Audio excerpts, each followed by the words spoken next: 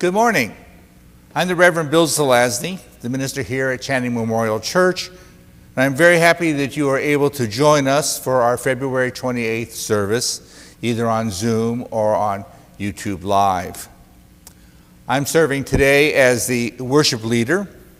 The Reverend Meg Riley is our guest minister today, and she'll be preaching the sermon. She's coming to us from her home in Minnesota. I'm really pleased that Reverend Riley is able to be with us. She is currently serving as the moderator or co-moderator of the Unitarian Universalist Association.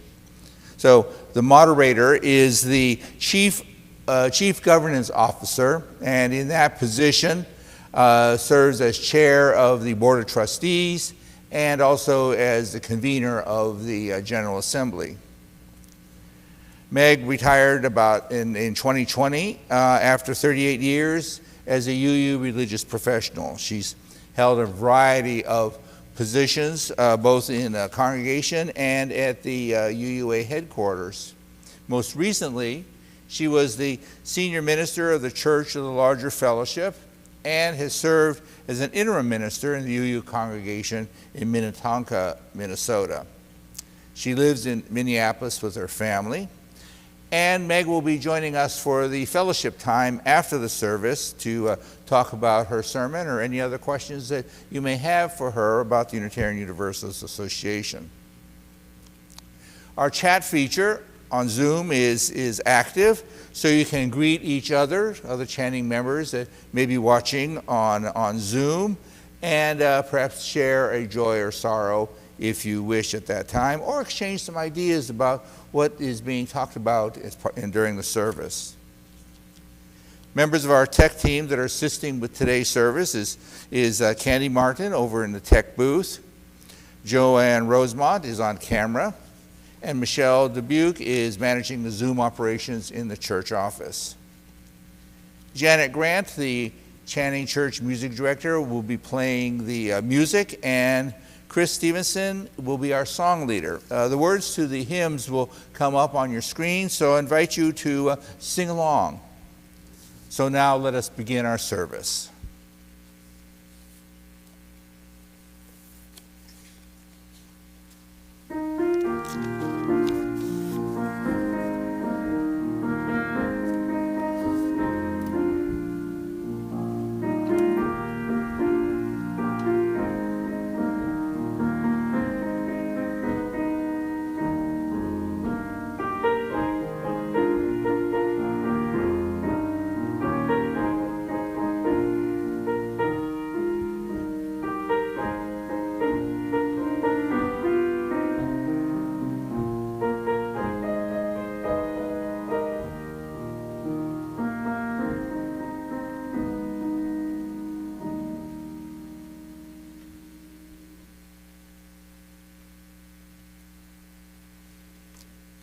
A few weeks ago, I gave a sermon about the concept of building a beloved community.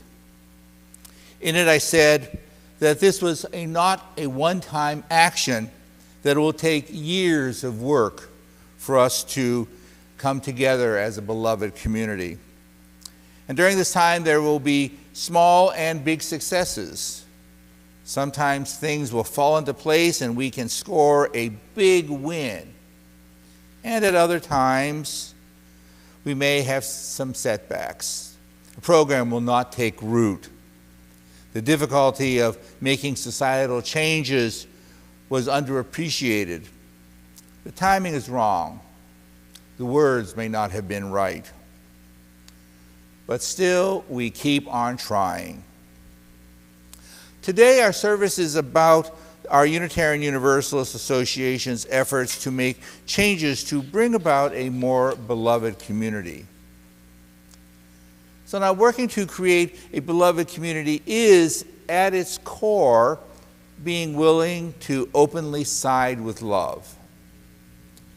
The Reverend Fred Smalls once wrote a short essay that I think captures this sentiment and what it means to work toward a beloved community.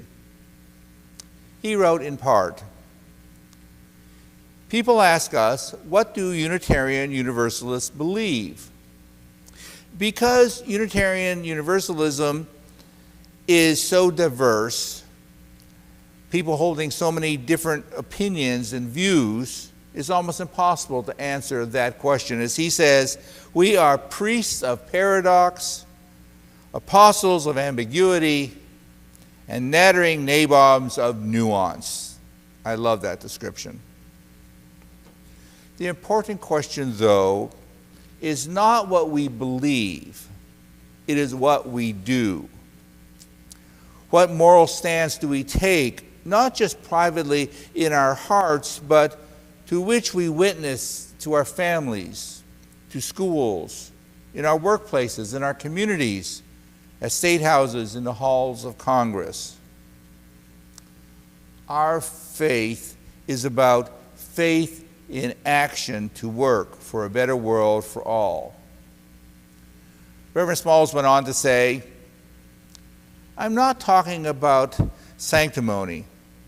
I'm talking about intentionality.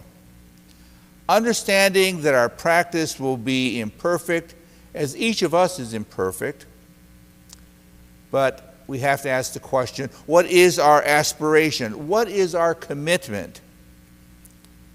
Our commitment is to side with love.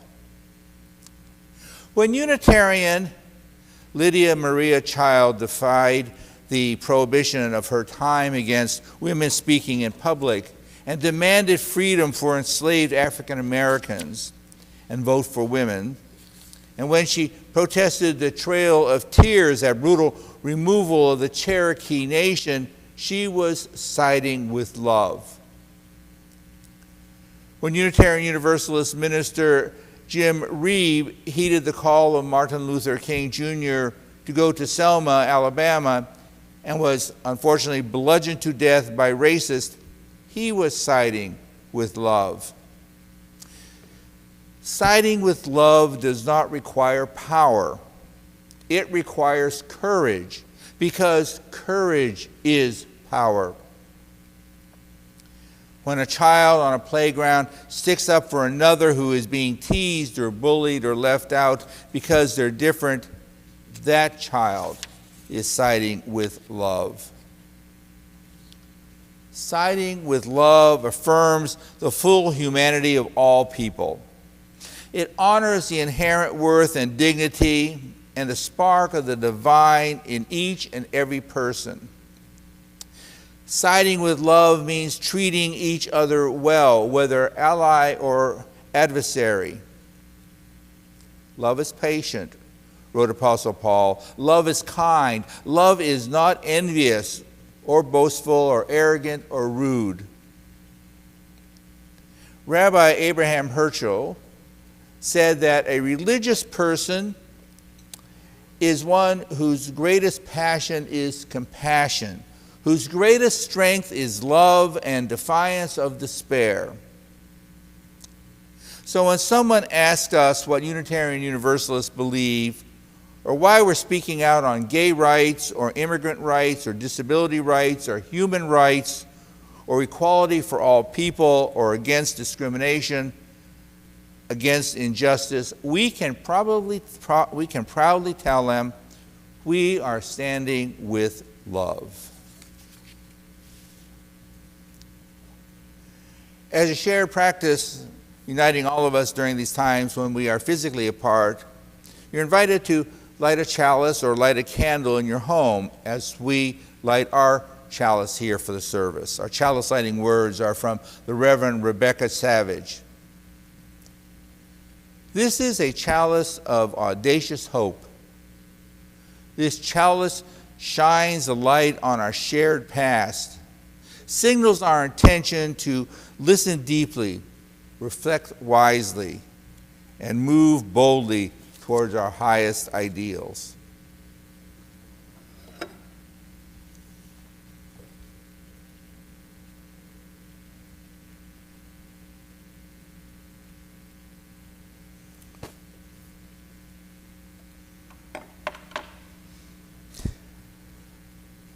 So I invite you now to join Chris Stevenson in singing our first hymn, How Can I Keep From Singing?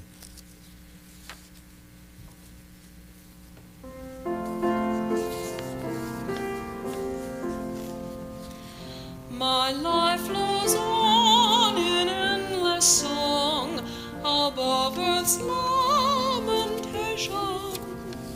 I hear the real, the far off hymn that hails a new creation. Through the tumult and the strife, I hear the music ringing. It sounds an echo in my soul. How can I keep from singing? What though the tempest round me roars? I know the truth, it liveth. What though the darkness round me close? Songs in the night it giveth. No storm can shake my inmost calm, while in that rock I'm clinging. Since love dwells in heaven and earth, how can I keep from singing?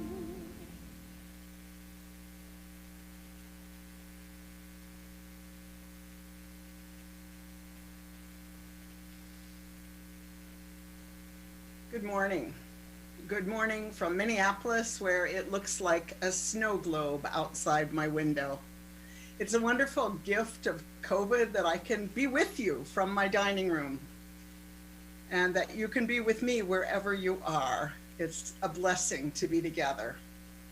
The first reading this morning is excerpted from Joy Harjo's poem, "For Calling the Spirit Back from Wandering the Earth in Its Human Feet."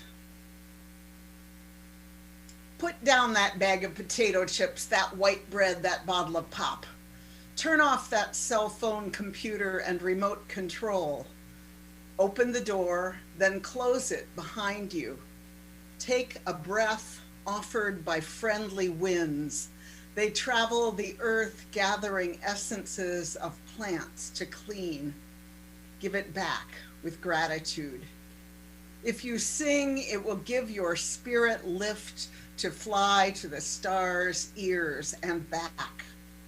The journey might take you a few hours, a day, a year, a few years, 100, 1,000, or even more. Watch your mind. Without training, it may run away and leave your heart for the immense human feast set by the thieves of time. Ask for forgiveness. Call upon the help of those who love you. Call your spirit back. It may be caught in corners and creases of shame, judgment, and human abuse. You must call in a way that your spirit will want to return. Speak to it as you would a beloved child. Welcome your spirit back from its wandering.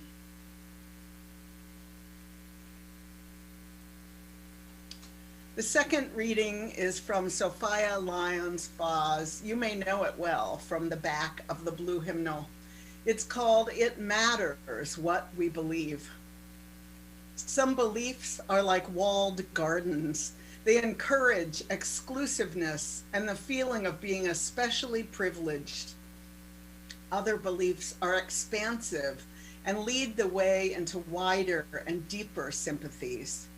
Some beliefs are like shadows clouding children's days and fears of unknown calamities.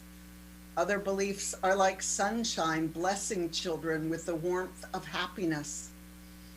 Some beliefs are divisive, separating saved from unsaved, friends from enemies. Other beliefs are bonds in a world community where sincere differences beautify the pattern. Some beliefs are like blinders shutting off the power to choose one's own direction. Other beliefs are like gateways opening wide vistas for exploration. Some beliefs weaken a person's selfhood. They blight the growth of resourcefulness. Other beliefs nurture self-confidence and enrich the feeling of personal worth. Some beliefs are rigid, like the body of death, impotent in a changing world. Other beliefs are pliable, like the young sapling, ever growing with the upward thrust of life. So as I said, I'm standing here looking out the window at a blizzard in Minneapolis, but the first story I want to tell you takes place in a really different landscape, in the desert of New Mexico. I took my young adult child out to look at a school, and as they were off looking at the school, I had some time on my own, and so I had seen on the internet some labyrinths that looked particularly beautiful, and written to the man who had created these labyrinths to ask if I could come to his land and walk the labyrinths, and he said yes. So I went on remote, dusty roads to this desert land and saw no one there, so I spent a number of happy hours. He had dozens of beautiful labyrinths with all kinds of stones creating them. But Unitarian ministers are never happier than when we're doing something like walking a labyrinth. So I was very happy. And as I was kind of preparing to leave, the man came out and said, "Oh, I had no idea you were here. I always greet people who come, and would you like to come in for a cup of tea?" And I said, "I'd love to. It's just been a gorgeous day here, and thank you for creating these." And he took me into his house, and I sat down, and he said, "Well, you should know that actually I didn't create these myself. Beings from Uranus came from the planet Uranus and created them. And I couldn't lift those stones, so the beings from Uranus did that."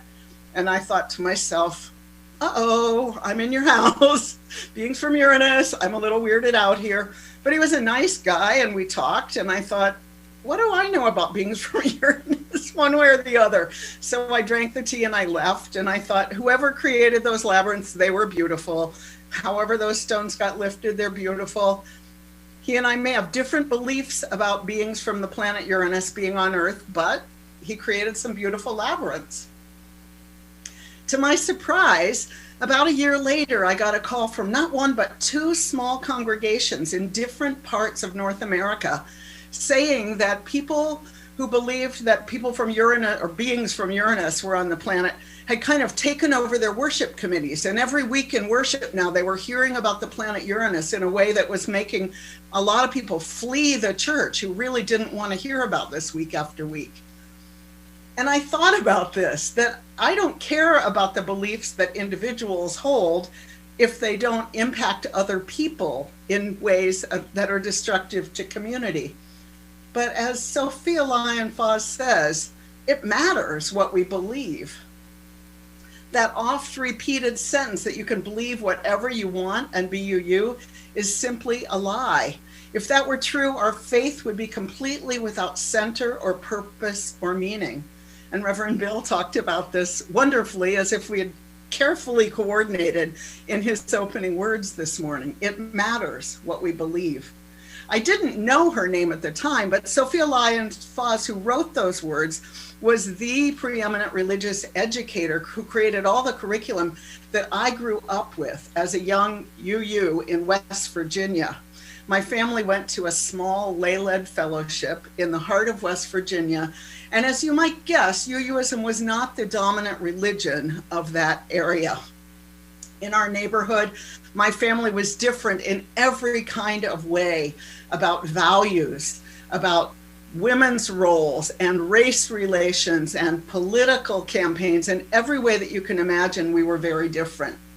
The way that it most impacted me as a young child is that when the girls would play house down in the woods, that's what we'd do all day. The boys would play war, the girls would play house. Thank God, I hope it's a different time now. But the other girls would pray for my sister and me as part of the game. At night, when we were going to bed in the house, they would pray for our salvation because they were worried that we were going to be damned to hell forever because we hadn't accepted Jesus as our Lord and Savior. And they were really scared about it. Julia McNeil would work herself into kind of a fever praying over us, and often she would cry. And we would tell our mother about this at the end of the day, and she would say, "That is so sad that those kids are so scared of something that isn't even real. Don't worry about it, we're fine." And so we got to go home and be reassured that her beliefs, though they were different, and in many ways can be very damaging to people and have been supremely damaging to many people who have been excluded from them, But for us, they were just a source of puzzlement and curiosity. And honestly, it was kind of fun to watch this drama with Julia McNeil as we played, because it meant so much to her and was as incomprehensible to us as beings from Uranus. But I think that that steady center that my mother provided is why Unitarian Universalism became so important to me at an early age. My family could relax at that fellowship with the shared values of the other people who were there, who were a very diverse group of people, but shared some values. And so we could be our whole selves and not pray over each other in these ways. One story I think a lot about from those times is, I think about it more and more as I age. So when I was a young kid, Sophia Lyons-Faz's curriculum was really about the natural world. So in our little room where we had church school, all of us together, because there weren't a lot of kids, we would watch eggs hatch in an incubator, or snakes shed their skin, or we would see movies about the wonders of the natural world. It was really a time when Unitarian Universalism was deeply grounded in what was going on this planet Earth, as we still are. And so we always had these animals in our church school. Well, there were other people in West Virginia who also had animals in their churches, and those were the snake handlers up in the mountains. There were people who believed that if you were anointed by God, no snake could kill you if it bit you. And so it came to pass that a little girl was bitten by a poisonous snake in a church service and died. And the West Virginia legislators decided to pass a law against having reptiles in churches. Now, there were only two religious groups in the whole state who cared about this: the snake handlers and the Unitarian Universalists. And so the Unitarian Universalists did what you might guess, got busy lobbying. It was my first lobby visit as a kid, talking to legislators about how much it mattered to me to see snakes shed their skin and eggs hatch, and what a miracle it was. The curriculum was called How Miracles Abound. And the snake handlers, on the other hand, prayed to know what to do and were told that angels would deliver them and not to worry. So the UUs stopped this from becoming law, and the snake handlers were convinced that the UUs were angels. Now, I have to tell you that this was mostly a group of science, people like my dad, a scientist, atheists, not people who conceived of themselves in any ways as angels. But to the people in the hills, the adults were angels who had delivered them. And so every year we had these big and I think I might have kind of in my kids' mind merged this with like a Walton show or something, but we would have these kind of meals and music together up in the hills and find shared meaning, even though our beliefs could not have been more different. And that's why I think as a young kid, I realized how profoundly differently people could see things in a way that was just interesting to me, because it was really fun for me as a kid to imagine the people at the church as angels and to think maybe that is what angels look like. How do I know what angels look like? In the United States right now, we are in a crisis of shared meaning and understanding. And I don't know about you, but it's really hard for me to talk to people whose fundamental grounding in what they consider to be true facts so radically differs from my own. It's very hard to find a way in when we're so isolated and insulated in our own reality bubbles with the information that we hold true. And I think one thing about Unitarian Universalists in our commitment to the fact that revelation is not sealed is that we're always looking for more understanding, more truth, more history, more knowledge, more science, because that's who we are as people. When Bill shared with me that your congregation was exploring the concept of beloved community this month, I thought about what it means to be committed to a faith that is multi-metaphorical, that really holds dear the fact that different people understand the world profoundly differently and still be a shared community, still find community and center together. How do we balance the individual right to freedom of conscience and freedom of thought with our love for one another? It's a hallmark for us that we can respect multiple perspectives and beliefs. And yet, For decades, we've yearned to be more than a collection of individuals, each with our own private lives and beliefs. 80 years ago, in 1941, the president of the then American Unitarian Association, President Frederick May Elliott, wrote, "The day has come for the Unitarian Church of America to cease being merely an aggregation of separate and highly individualistic units with no clear and definite sense of unity, no central purpose." As one of the co-moderators of the UUA at this time, Elliott's words have felt very relevant for me these 80 years later. One of the tasks mandated for the UUA board, which Charles DuMond and I co-chair, is to reevaluate the bylaws periodically, particularly a section of the bylaws known as Article 2. Besides being the part of the bylaws, and I actually didn't know that the principles and purposes of Unitarian Universalism are in our bylaws, which I find a little odd, honestly, but that's where they are. And it also has this language, which is a little legalese, so forgive me, but it is the bylaws. "Nothing herein shall be deemed to infringe upon the individual freedom of belief, which is inherent in the Universalist and Unitarian heritages." In 1997, an independent body within Unitarian Universalism, known as the Commission on Appraisal, published a study called Interdependence, Renewing Congregational Polity. In it, they said this about the section of the bylaws I just read you, affirming freedom of belief above all else. "Individualism is here enshrined in the idea of individual freedom of belief. One might say that this is the one dogma of our non-dogmatic faith. The ethos of individualism deeply affects the ways in which we view both our congregations and the UUA. This is probably the major element of Unitarian Universalism today that makes commitment difficult to achieve. Such a radically anti-institutional principle as this Liberty Clause implies that whatever else is said in the bylaws, the individual member has priority over the whole body." This has profound implication as we work toward beloved community. This elevation above all of the individual's right to believe whatever they want limits us, not so much about what we believe, but in how, as Bill said, those beliefs are transformed into language and action.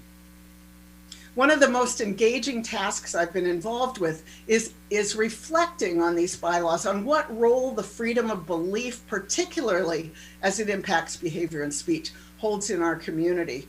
And after a great deal of reflection, here's what I've concluded about beliefs, starting with my own. A lot of my beliefs are iffy. I think that my thoughts and beliefs will always range from deep and profound to weird and radically inappropriate, and some are just plain stupid. And that's fine, I'm human. As Joy Harjo said in her poem, "Watch your mind. Without training, it may run away and leave your heart for the immense human feast set by the thieves of time." But when my thoughts move from inside my head to alive in a community context, it's a different matter. I may believe that angels abound or that beings from Uranus walk among us, but if I insist on my right to proclaim that in every setting and refuse to hear other opinions, I am destroying the fabric of our shared reality, and I am becoming one of the thieves of time. Neither of those beliefs, as far as I know, except in those two small congregations I referenced, is grounds for serious hurt or pain if we disagree. It's more annoying than anything. But if I hold a belief, and in this country it's very difficult not to, that some people are smarter, more worthy, and more important than others, my behavior is likely to demean the ones that I have concluded and been taught are less valuable than me and people like me. I've been reading a book this week called "You'll Never Believe What Happened to Lacey: Crazy Stories About Racism." It's written by Lacey Lamar and her sister Amber Ruffin. Amber is a writer for the Seth Meyers Show and a comedian, and they're Black sisters. Lacey lives in Omaha, Nebraska, and it's stories of her daily encounters with racism, not the stuff of newspaper headlines, more the kinds of stories that are usually told around tables with friends.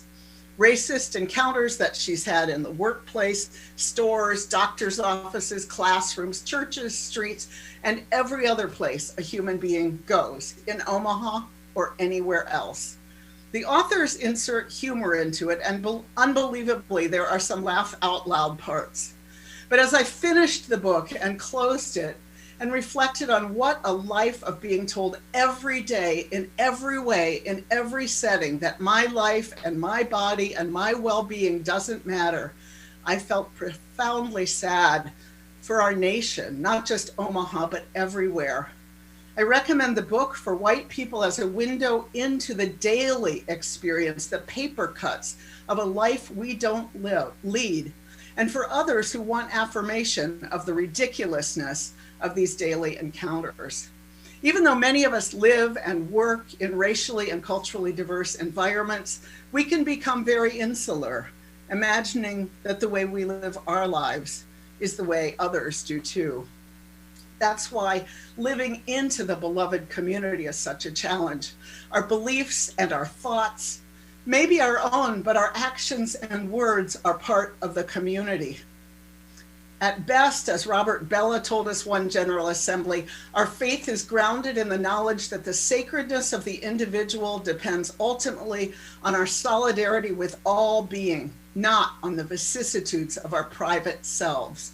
As our communities become more diverse and the people who are already present feel safe sharing parts of ourselves that might be rendered invisible, invisibilized disabilities, identities, perspectives, learning new ways to speak and listen and act is incumbent on us. As we learn how to share power and transform systems of oppression, new perspectives on what freedom of belief and freedom of speech mean are mandatory. Marginalized people have adapted themselves for survival since time began. We who are always centered, normalized, and valued by the culture at large have learned that we should be able to say pretty much whatever we want.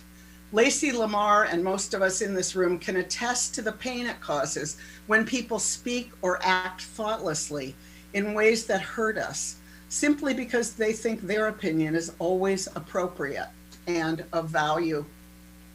I love this faith, and I am deeply committed to our collective transformation into being a place of welcome and love for a wide spectrum of people. This faith saves lives. This has meant deeply examining my own beliefs and our collective beliefs to see who they might exclude. For me, as an extrovert who has processed out loud all my life, it means very carefully choosing where I process my ideas, specifically those about experiences and communities that are not my own, and listening a great deal more than I talk. It means respecting and believing experiences that are different from mine. It means prioritizing, hearing those voices that are not as often heard in our culture at large. For me, as someone used to being in the center of things as a cisgender white middle-class person, even if my stuff with gender and sexual orientation has taught me some about the margins, it means that sometimes I will feel left out or feel irrelevant or sidelined. I get to have those feelings without making them the problem of the community, which is to make myself central again. I get to find places where I can say whatever I need to say about my feelings, but those places do not need to become part of the dialogue of the larger community, if creating beloved community is the shared goal. It doesn't matter to me whether you believe that there are angels on this earth or if you think that I might in fact be an angel. It matters tremendously to me that we all treat one another as if we are the holy beings that we affirm in our principles with inherent worth and dignity. It doesn't matter to me if you understand quantum physics. It matters tremendously to me that we all understand that our very lives are dependent on one another. It baffles me that the people who refuse to wear masks do so in the name of freedom. Real freedom, I believe, is understanding how very profoundly my own survival and well-being rests on the well-being of everyone else. COVID makes this obvious in every breath we take, teaches us how radically interdependent we are.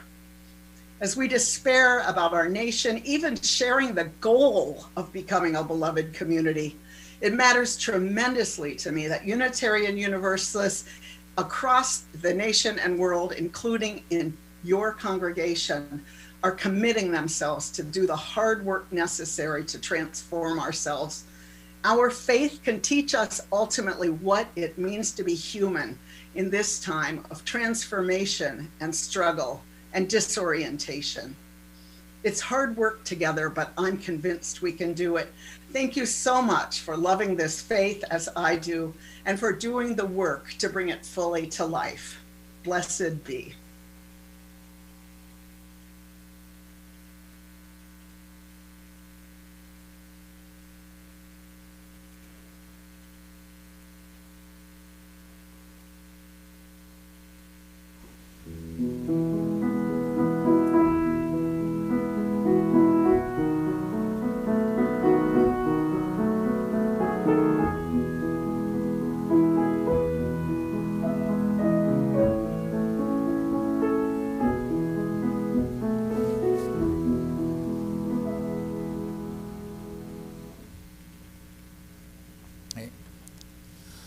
I've known Meg for many years, and I have to say that every time I've heard her talk, every time I've heard her express opinions, every time I've heard her preach, I am deeply moved and energized. And so, Meg, thank you.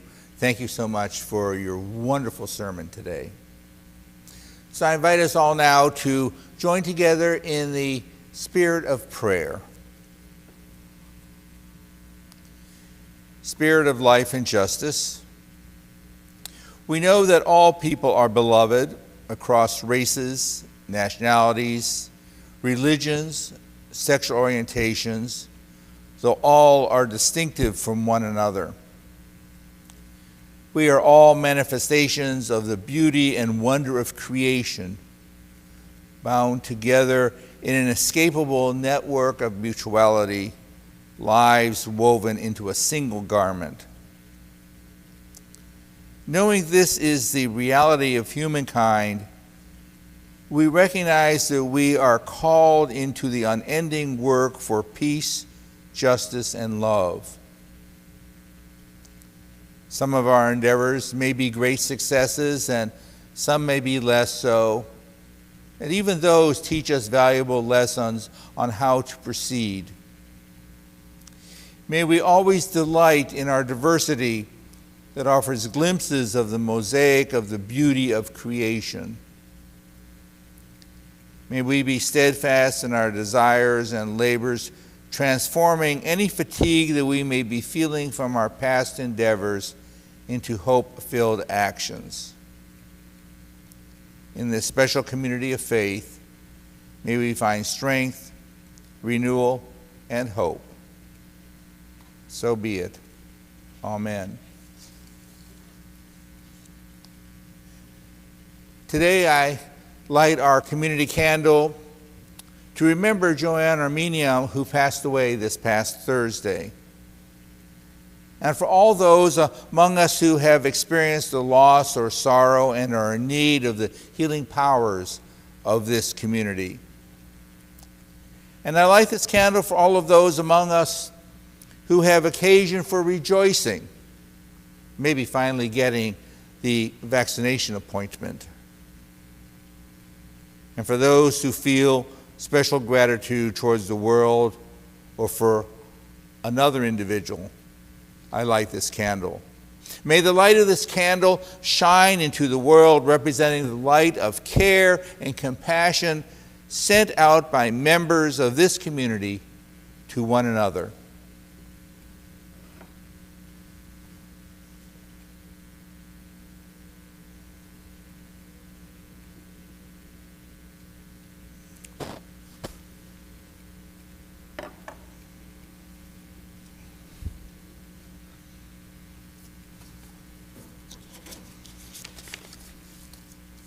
I think we all probably remember this from our services when we are able to be together. This plate, this offertory plate, is still important for this church.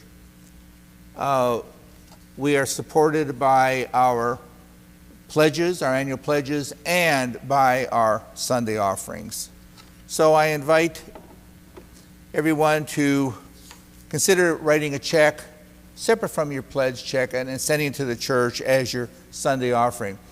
Also, this is our fourth Sunday, and as fourth Sunday, this is a Share the Plate Sunday. Our Share the Plate receipts this month are going to go to the Martin Luther King Food Pantry. So, if you would like to contribute to that project, to that program, send in a check that says, that on the memo line says Share the Plates.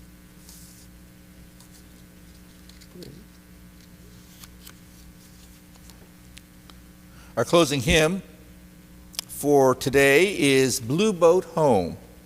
Again, Chris Stevenson will be our song leader.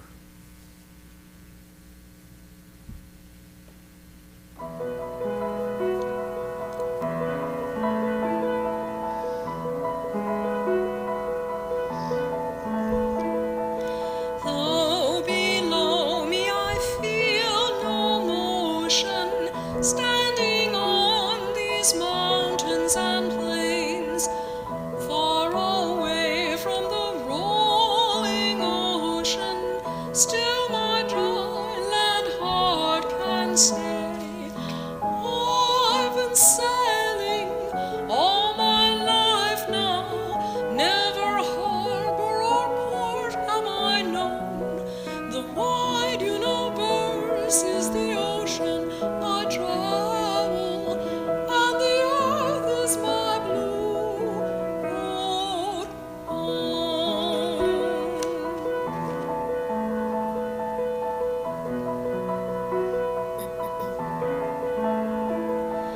Sun, my sail, and moon, my rudder, as I ply the starry sea, leaning over the edge in wonder, casting questions into the deep, drifting here with my ship's companions, all we kindred pilgrim souls, making our way by the lights of the heavens in our beautiful blue boat home.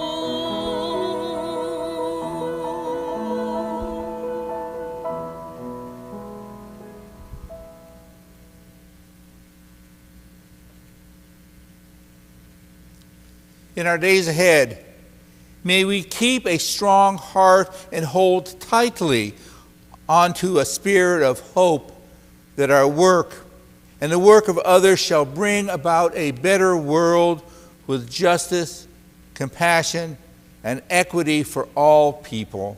May we listen to each other. May we work with each other. May we be together in mutuality.